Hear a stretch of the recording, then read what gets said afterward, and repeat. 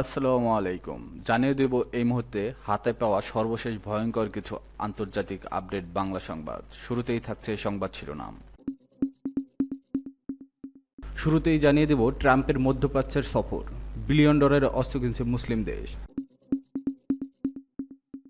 জানিয়ে দেব মার্কিন ইসরায়েলি জিম্মির মুক্তি, গাজায় নিহত আরও ৩৯।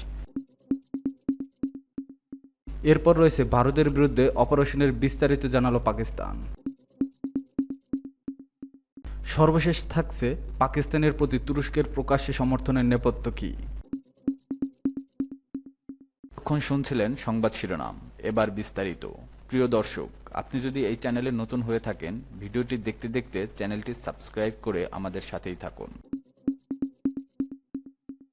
ট্রাম্পের মধ্যপ্রাচ্যের সফর, বিলিয়ন ডলারের অস্ত্র কিনছে মুসলিম দেশ। মধ্যপ্রাচ্যের 3 দেশ সফরে যাচ্ছেন মার্কিন প্রেসিডেন্ট ডোনাল্ড ট্রাম্প। তার এই সফরের আগে বিলিয়ন ডলারের অস্ত্র ও সামরিক সরঞ্জাম বিক্রির চুক্তিতে অনুমোদন করেছে যুক্তরাষ্ট্র। মধ্যপ্রাচ্যের মুসলিম দেশ সংযুক্ত আরব আমিরাত এই অস্ত্র কিনছে। মঙ্গলবার আল জাজিরার এক প্রতিবেদনে এ তথ্য জানানো হয়েছে। প্রতিবেদনে বলা হয়েছে, যুক্তরাষ্ট্রের সংযুক্ত আরব আমিরাত এর সঙ্গে 1.4 বিলিয়ন মার্কিন ডলারের অস্ত্র ও সামরিক সরঞ্জাম বিক্রির চুক্তি অনুমোদন করেছে। এই চুক্তি মার্কিন সাবেক প্রেসিডেন্ট ডোনাল্ড ট্রাম্পের আসন্ন সফরের আগে ঘোষণা করা হয়েছে। প্রস্তাবিত চুক্তির অধীনে ইউকে 6টি CH-4 ব্লক চিনুক হেলিকপ্টার এবং বিভিন্ন সামরিক সরঞ্জাম সরবরাহ করা হবে, যার মধ্যে রয়েছে ক্ষেপণাস্ত্র, সতর্কতা ব্যবস্থা, নেভিগেশন এবং যোগাযোগ ব্যবস্থা। মার্কিন প্রতিরক্ষা নিরাপত্তা সহযোগিতা সংস্থা এক বিবৃতিতে জানিয়েছে, এই প্রস্তাবিত বিক্রয় মার্কিন যুক্তরাষ্ট্রের পররাষ্ট্রনীতি ও জাতীয় নিরাপত্তাকে সমর্থন করবে, কারণ এটি একটি গুরুত্বপূর্ণ আঞ্চলিক অংশীদারের নিরাপত্তা উন্নত করতে সহায়তা করবে। বিবৃতিতে আরও বলা হয়, সংযুক্ত আরব আমিরাত মধ্যপ্রাচ্যের রাজনৈতিক স্থিতিশীলতা এবং অর্থনৈতিক অগ্রগতির জন্য একটি গুরুত্বপূর্ণ মার্কিন অংশীদার। এই প্রস্তাবিত বিক্রয়টি এর বর্তমান এবং ভবিষ্যৎ হুমকি মোকাবেলার সক্ষমতা বৃদ্ধি করবে, বিশেষ করে অনুসন্ধান ও উদ্ধার, দুর্যোগ ত্রাণ, মানবিক সহায়তা এবং সন্ত্রাস বিরোধী কার্যক্রমে। মার্কিন প্রতিরক্ষা সংস্থা নিশ্চিত করেছে যে এই বিক্রয় অঞ্চলের সামরিক ভারসাম্যকে পরিবর্তন করবে না বা যুক্তরাষ্ট্রের প্রতিরক্ষা প্রস্তুতিকে নেতিবাচকভাবে প্রভাবিত করবে না। এর আগে আল জাজিরা জানায়, মধ্যপ্রাচ্যের 3 দেশ সৌদি আরব, কাতার ও মধ্যপ্রাচ্যের সফরে যাবেন মার্কিন প্রেসিডেন্ট ডোনাল্ড ট্রাম্প। তার এ সফরে যুক্তরাষ্ট্রের একটি উড়ন্ত প্রসাদ তথ্য রাজকীয় বিমান উপহার দিতে যাচ্ছে কাতার। এই বিমানটি মার্কিন প্রেসিডেন্টের বিমানবহর এয়ার ফোর্স 1-এ যুক্ত হতে পারে। মার্কিন ইসরায়েলি জিম্মির মুক্তি, গাজায় নিহত আরও ৩৯। মার্কিন ইসরায়েলি এক জিম্মিকে মুক্তি দিয়েছে ফিলিস্তিনের স্বাধীনতাকামী সংগঠন হামাস। গাজায় থাকা এই জিম্মিকে মুক্তির পর উপত্যকায় বিমান হামলা অব্যাহত রয়েছে। এতে আরও অন্তত ৩৯ ফিলিস্তিনি নিহত হয়েছেন। মঙ্গলবার আল জাজিরার এক প্রতিবেদনে এ তথ্য জানানো হয়েছে। প্রতিবেদনে বলা হয়েছে, ইসরায়েলি বাহিনী গাজা উপত্যকায় তাদের হামলা অব্যাহত রেখেছে। সোমবার হামলায় অন্তত ৩৯ জন নিহত হয়েছেন। এদিকে হামাস গোষ্ঠী একজন মার্কিন ইসরায়েলি সেনা অ্যাডান আলেকজান্ডারকে মুক্তি দিয়েছে।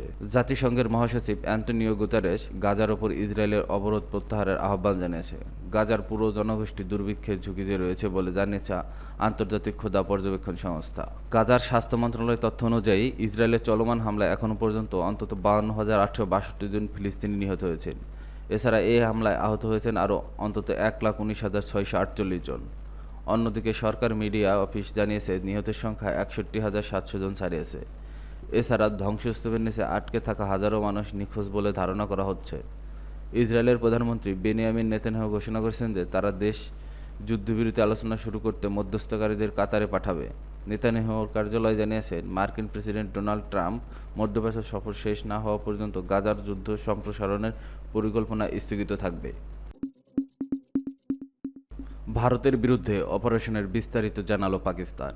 ভারতের বিরুদ্ধে প্রচলিত অভিযানের বিস্তারিত জানিয়েছে পাকিস্তান। দেশটি জানিয়েছে, ভারতের বিরুদ্ধে ১৯ দিনব্যাপী হামলা চালানো হয়েছে। এসব হামলায় ক্ষয়ক্ষতির নিশানার বিষয় তুলে ধরেছে দেশটি।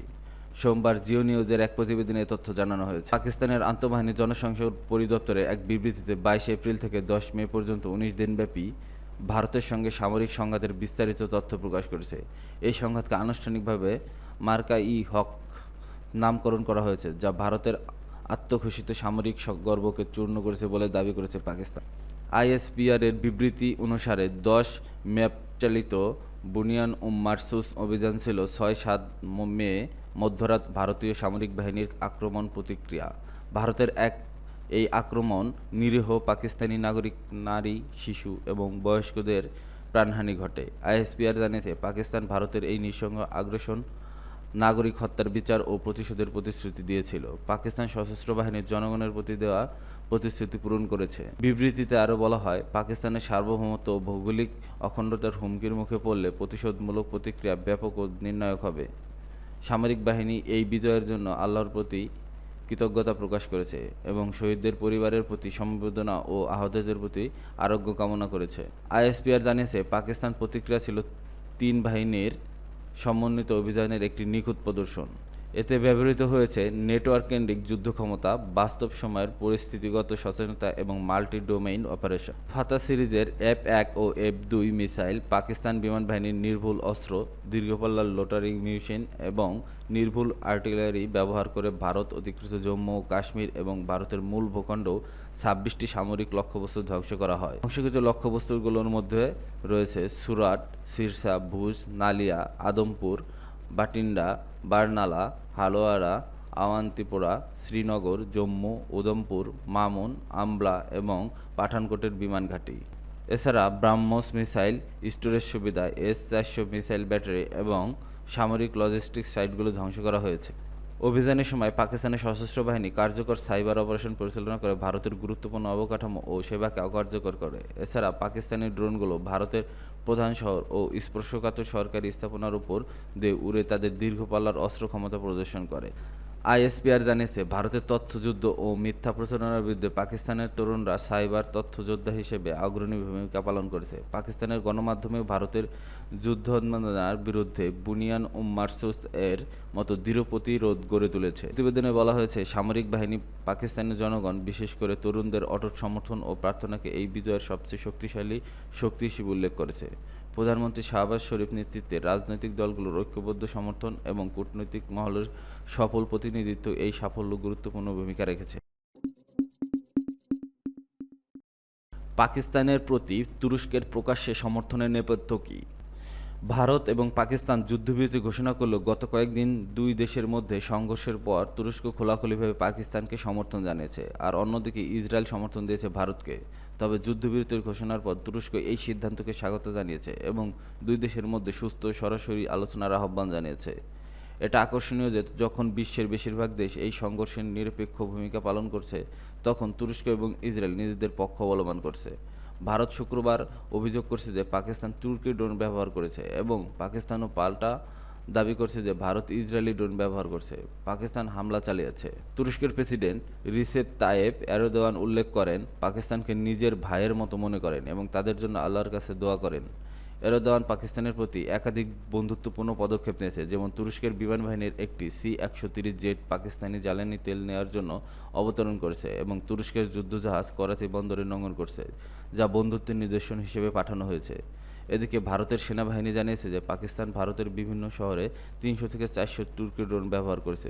তুরস্কের সাথে ভারতের সম্পর্কের অস্বস্তি আরও বাড়ছে, কারণ ভারতের প্রধানমন্ত্রী নরেন্দ্র মোদী ক্ষমতায় আসার পর কখনও তুরস্ক সফর করেননি। তুরস্ক এবং পাকিস্তানের মধ্যে একটি গভীর মতাদর্শিক সম্পর্ক হয়েছে, যা সিনাই যুদ্ধের সময় থেকে শুরু। তুরস্ক ও পাকিস্তান যুক্তরাষ্ট্রের ঘনিষ্ঠ মিত্র ছিল। এছাড়া দেশ দুটি নিরাপত্তা বিষয়ক সহযোগিতা অনেক গভীর এবং পরিলক্ষিত। পাকিস্তানের অনেক সেনা জেনারেল তুরস্কের সাথে ব্যক্তিগত সম্পর্ক রয়েছে এবং সাম্প্রতিক সময়ে দুই দেশের প্রতিরক্ষা সহযোগিতা বেড়েছে। এরদোয়ান পাকিস্তানের সঙ্গে সম্পর্কের ধর্মীয় ভিত্তি আরও গভীর করেছে। বিশেষত কাশ্মীর ইস্যুতে তিনি পাকিস্তানের পক্ষ নিতে পিছুপা হন না। সৌদি আরবে ভারতের সাবেক রাষ্ট্রদূত তালমিজ আহমেদ বলেছেন, তুরস্ক পাকিস্তানের সাথে তার পুরনো বন্ধুত্ব ঝালাই করছে এবং ধর্মীয় সম্পর্কে গুরুত্ব দিয়েছে। তুরস্কের এই মনোভাবের পেছনে এমন একটি লক্ষ্য রয়েছে যেখানে এরদোয়ান ইসলামী বিশ্বের নেতৃত্ব দিতে চান, যা সৌদি আরবের সঙ্গে সংঘাত সৃষ্টি করতে পারে।